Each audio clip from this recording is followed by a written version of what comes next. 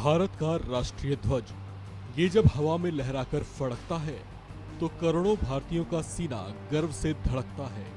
ये विश्व के सबसे बड़े लोकतंत्र की वो पहचान है जो न केवल इस देश की संप्रभुता, एकता और अखंडता का प्रतीक है, बल्कि आपसी समरसता और इतनी अनेकताओं को भी एकसार करने का संदेश देता है।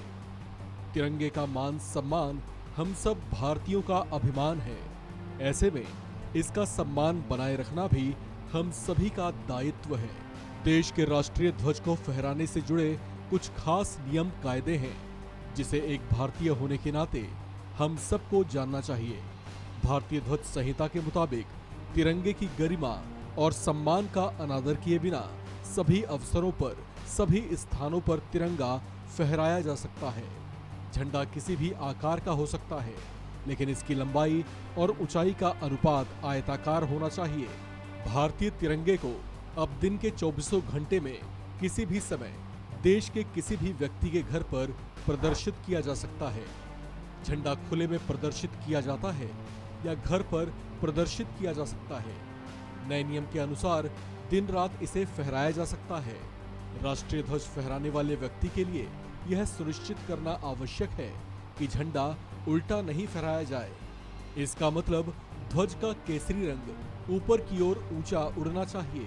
आप जो तिरंगा फहरा रहे हैं वो किसी भी तरह से क्षतिग्रस्त नहीं होना चाहिए और न ही यह जमीन या पानी को छूना चाहिए। राष्ट्रीय ध्वज को किसी भी तरह से क्षतिग्रस्त नहीं होना चाहिए।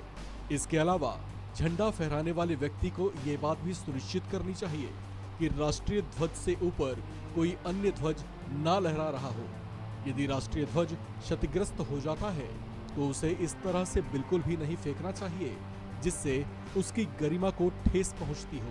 भारतीय ध्वज संहिता का सुझाव है कि अगर झंडा क्षतिग्रस्त हो जाता है तो इसे जलाकर पूरी तरह से निजी तौर पर नष्ट कर देना चाहिए, और अगर यह कागज से बना है तो सुनिश्चित करें कि इसे जमीन पर ना फेंका जाए। भारत के राष्ट्रीय ध्वज तिरंगे की गरिमा को ध्यान में रखते हुए इसे पूरी गोपनीयता के साथ त्यागना चाहिए। एक नागरिक, एक निजी संगठन या एक शैक्षणिक संस्थान सभी दिनों और सभी अवसरों पर राष्ट्रीय ध्वज फहरा सकते हैं या उसे प्रदर्शित कर सकते हैं। ध्वज प्रदर्शन के समय पर किसी तरह का कोई प्रतिबंध नहीं है, लेकिन दिन ढलने के बाद उस पर समुचित रोशनी पड़ती रहनी चाहिए। जहां पर दिन ढलने के बाद तिरंगे पर रोशनी का प्रबंध ना हो, उन जगहों से तिरंगे को दिन ढलने के साथ सम्मान पूर्वक उतार लिया जाना चाहिए। इस खबर में फिलहाल इतना ही।